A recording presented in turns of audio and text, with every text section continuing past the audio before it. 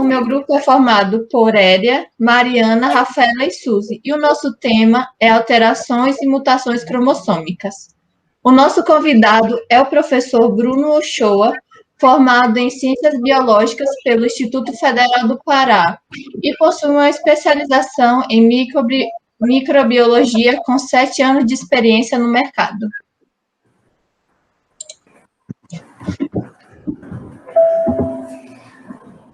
Bom, vou me apresentar, já que me colocaram um pouquinho aqui, queria agradecer o convite, né? Espero que eu possa contribuir aí nesse momento. E eu estou aqui para a gente conversar um pouco sobre esse tema, que além de, obviamente, ser muito importante para os ramos da ciência em cima, ciência animal, a parte também de citogenética, genética molecular, é um tema bem bacana também para a gente trabalhar em cima das provas de vestibular, que é mais ou menos o que hoje em dia eu tenho foco. A gente queria começar perguntando o que são as aberrações cromossômicas, no que elas consistem. Pô, bacana. Eu acho que é legal a gente fazer aqui um pequeno lembrete, né? Porque falar de aberração cromossômica ou alterações cromossômicas, né? Alterações numéricas, alterações estruturais, lembrar o que é um cromossomo, né? Vamos primeiro fazer essa observação. Cromossomo seria uma unidade de DNA. Então, quando a gente fala sobre os cromossomos, é como se a gente pudesse colocar uma quantia, uma quantidade de DNA para ser contado. Cada espécie tem um número de cromossomos, esse número vai ser chamado de cariótipo. Então, toda espécie vai ter um número de cromossomos próprio. Um exemplo que eu posso dar é o da espécie humana, que a gente tem 46 cromossomos, e também de outras espécies, como do cavalo, né, do Equus cabalos, que ele vai ter 64 cromossomos. Então, cada espécie tem um cariótipo próprio. Quando o número de cromossomos ele acaba se alterando, a gente está tendo esse termo que a gente vai conhecer como aberrações cromossômicas, né? Aberrações é um termo até antigo, né, que a gente tem para falar sobre as alterações cromossômicas, numéricas e estruturais. Então, as alterações numéricas seriam aquelas que alteram o número total desses cromossomos, sendo aí as euploidias ou aneuploidias, né? Euploidias no número completo, então se o indivíduo ele vai ser diploide, triploide, tetraploide, isso vai ter alterações. Essas alterações de conjuntos cromossômicos são mais raras, mas são interessantes para a gente ver, por exemplo, fenômenos como especiação, e que existem, né, especiações simpátricas relacionadas a isso, e também a gente tem a presença das aneuploidias, que seriam talvez as mais comuns entre as alterações numéricas, em que você altera um cromossomo, dois, ou tira, são as nolissomias, monossomias, trissomias, né? E também tem as aberrações ou as alterações cromossômicas estruturais, em que você muda uma forma de um cromossomo, adicionando um pedaço, tirando um pedaço, translocando um pedaço. Como eu disse, as alterações cromossômicas numéricas talvez sejam as que gerem o maior número aquelas que geram uma mudança maior no conjunto gênico.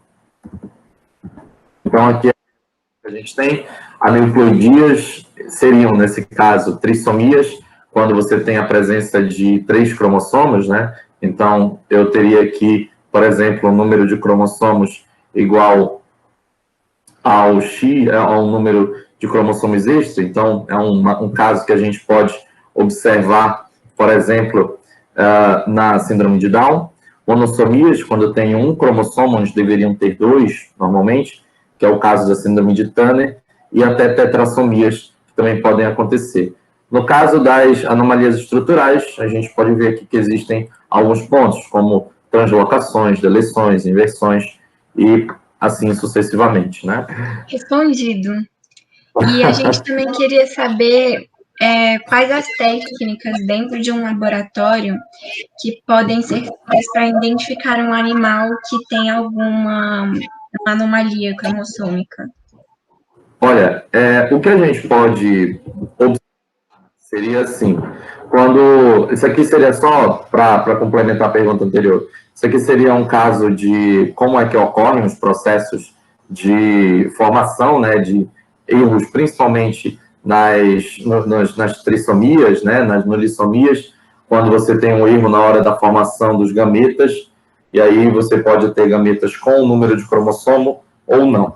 Mas, voltando à tua pergunta, eu acho que é interessante, eu acho que é interessante a gente falar um pouquinho sobre algumas formas, né? Como é que a gente pode estipular esse cariótipo. E aí, eu acredito que seja interessante a gente falar de algumas técnicas que estão associadas a isso. As técnicas que estão mais associadas seria as técnicas, por exemplo, de fragmentos de pele, análise de fibroblastos, porque o fibroblasto ele vai ter ali vai ser de fácil acesso e vai ter uma boa quantidade de DNA associado, tá? Também a gente pode fazer a análise de medula óssea, a análise de sangue periférico, apesar do sangue periférico nós temos uma dificuldade na análise do sangue periférico, porque você tem que pegar as células, de fato, que tenham essa quantidade de DNA suficiente, como a gente tem no sangue hemácias e plaquetas, eu teria que separar os leucócitos, né, para fazer essa análise. Mas também a gente pode utilizar tecidos que tenham algumas alterações já próprias para a gente analisar, como, por exemplo, tumores também. Então, os tumores eles podem ser utilizados para fazer essa análise. Tudo bem? E como que acontecem essas aberrações?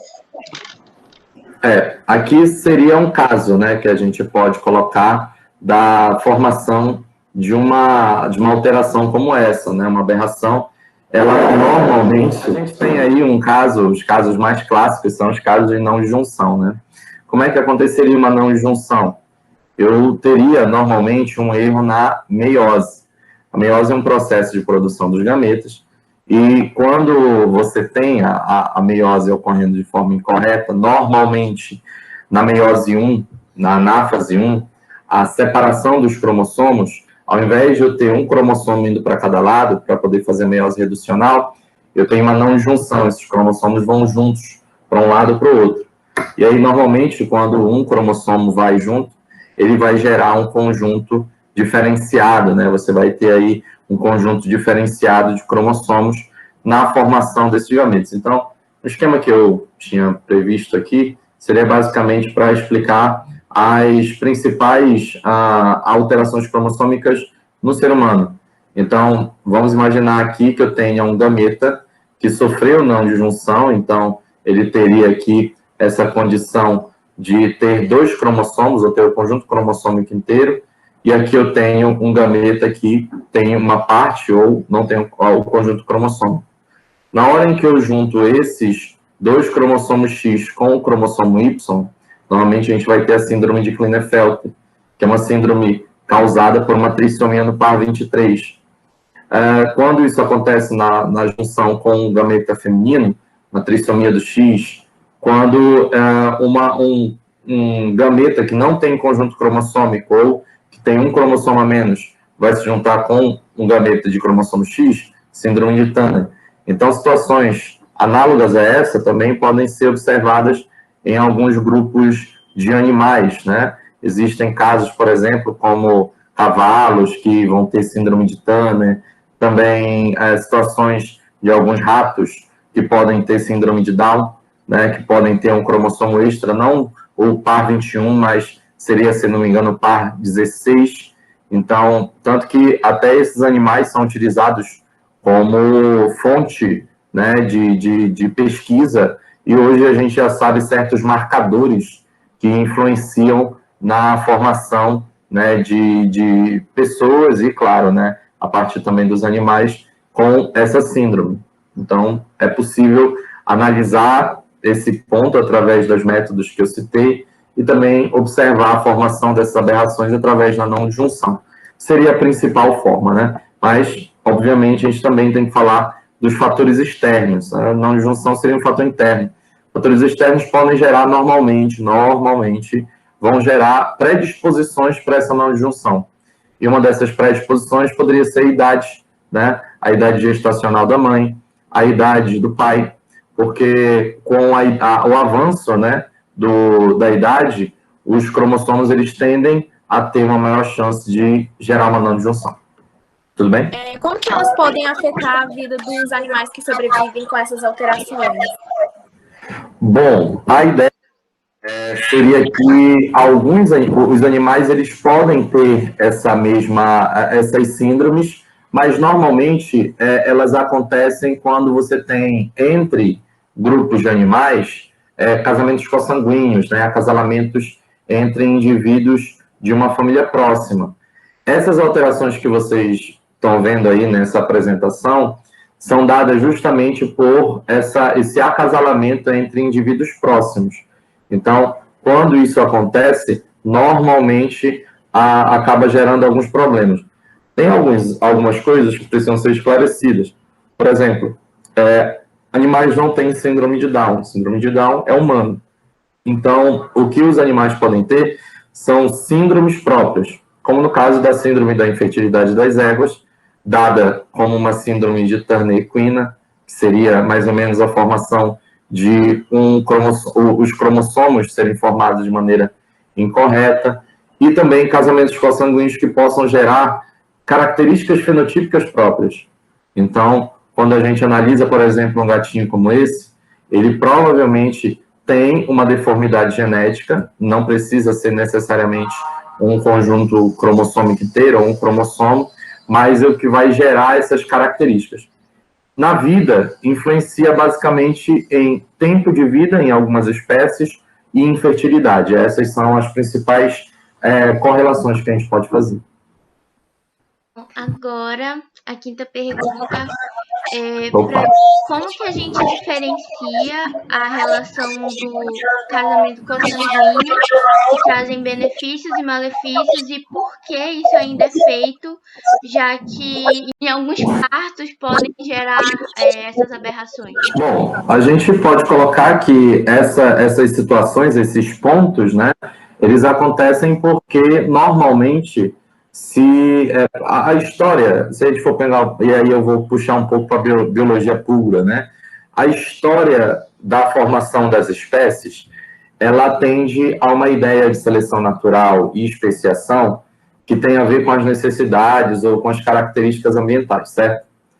Quando o ser humano, vou colocar entre aspas, muito entre aspas, se tornou-se ciente daquilo que ele imagina, do que ele tem, ele acabou garantindo parte dos seus recursos de seres vivos. Então, a gente pode observar que o ser humano ele se torna um ser fixo em determinados lugares por causa dessa utilização de seres vivos. Então, entendendo que o ser humano se aproveita, né, deixando bem claro, se aproveita desses seres vivos. Como assim, Bruno? Se aproveita, usa eles como alimento, como força motriz, entre outros.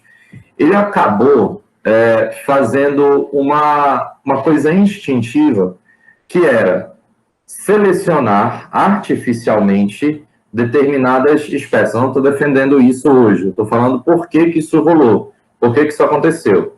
Então, eu imagino que eu tenho um plantel, eu tenho um conjunto de cavalos. Alguns cavalos correm mais lento, outros correm mais rápido.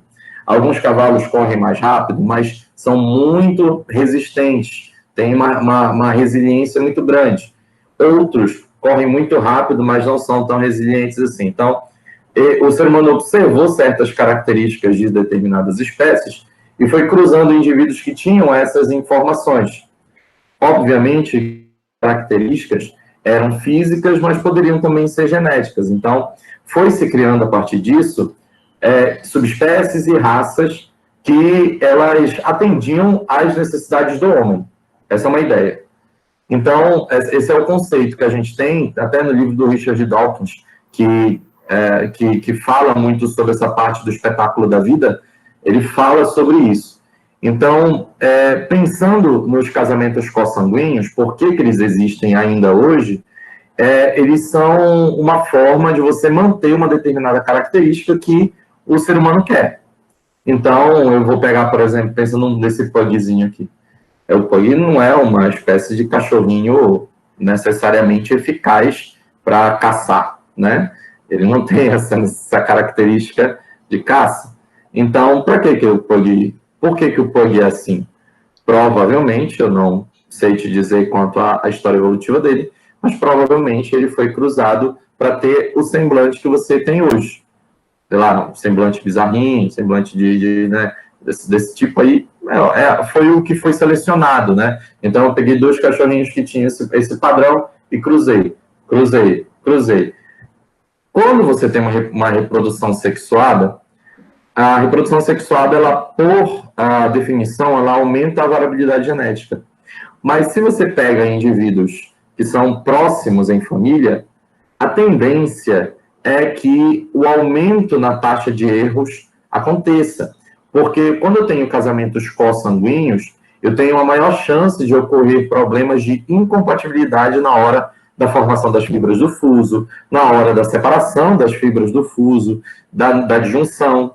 Então, é por isso que, em tese, casamentos consanguíneos têm uma chance maior de causar alguns problemas genéticos, né? Ou, pelo menos, de salientar genes que não seriam tão favoráveis assim se eu tivesse um cruzamento mais famítico, né? Um cruzamento que acontecesse de forma mais aleatória. O senhor poderia falar mais um pouco sobre as aberrações comuns nos animais, especificando como está aí no próprio slide sobre a síndrome de Turner e Klina? Sim. Quando a gente tem, por exemplo, uma situação como a não disjunção, né? Você pode ter uma não disjunção em cromossomos que são cromossomos autossômicos ou cromossomos alossômicos, né? Ou sexuais. No caso, os cromossomos alossômicos, eles determinam as características do corpo e os cromossomos sexuais determinariam as características sexuais, né? A formação de macho e fêmea e tal. Nesse caso, quando você tem uma não diagonadal, essa digenesia gonadal seria a formação, ou na verdade a não formação das gônadas dos cavalos. Então, tanto no caso aí a fêmea, né, ela não teria a formação de seus ovários e as estruturas seriam atrofiadas. Então, todas as estruturas reprodutivas da égua que iriam estar ali aptas a receber o espermatozoide e assim ocorrer a fecundação, não vão ser formadas. De uma forma semelhante ao que ocorre na síndrome de Turner humana, em que você teria também, né, na síndrome de Turner humana, a fêmea com várias características típicas, né? Seria a baixa estatura, a não formação do aparelho reprodutor, então ele se mantém infantil, né? A amenorreia, que seria a ausência de menstruação. Os cavalos, eles não têm essa condição, mas seria também essas características. Então, a falta de um cromossomo X apenas inviabiliza a determinação dessas características. Então, essa seria um exemplo que a gente pode dar nos animais, né, não nos seres humanos, desse tipo de relação. Eu li no estudo, eu não sei se você sabe, mas que aquele gatinho que ele tem pelagens de 3 cores, no macho, eu acho, se eu não me engano, é parecido com a síndrome de Kessler, é assim que fala? Klinefelter. Essa. Como é que funciona ela? A síndrome de Klinefelter nos humanos, aí eu já não sei te afirmar se nos gatinhos elas funcionam iguais. Como eu disse, a gente está aqui falando sobre esses cromossomos sexuais, mas eles não necessariamente causariam as mesmas sintomatologias, né? Ou não sintomatologia, né? Porque seria mais para doença, mas as mesmas características fenotípicas nos animais. Mas assim, no ser humano, a síndrome de Klinefelter seria, né, uma trissomia do par 23, então você teria ali uma quantidade onde deveriam ter 2 cromossomos, como é o homem, né, teria XY, esse homem vai ter 2X e um Y. Então ele tem um corpúsculo de Barr e ele vai ter o gene SRY funcionando, e não que eles se anulem, mas as características sexuais secundárias masculinas, no caso da síndrome de Klinefelter, elas não vão se formar muito bem. Então, o pênis, ele não é desenvolvido, então ele fica um pouco mais atrofiado. Normalmente, ele tem uma estatura muito elevada, ginecomastia, que seria a formação de mamas. Então, eu acredito, de novo, eu não sei te afirmar, porque, de fato, seria legal a gente depois dar uma lida nisso, mas se essa formação de 3 cores está ligada à trissomia, trissomia sexual, então deve ser uma característica própria, né? É muito comum também animais terem mosaicismo, né? Que seria já a inserção de alguns outros genes dentro do padrão genético deles, e aí eles serem mosaicos. Tem um livro, rapaz, eu acho que é o Espiral da Vida, o nome dele. Não sei te dizer agora qual é.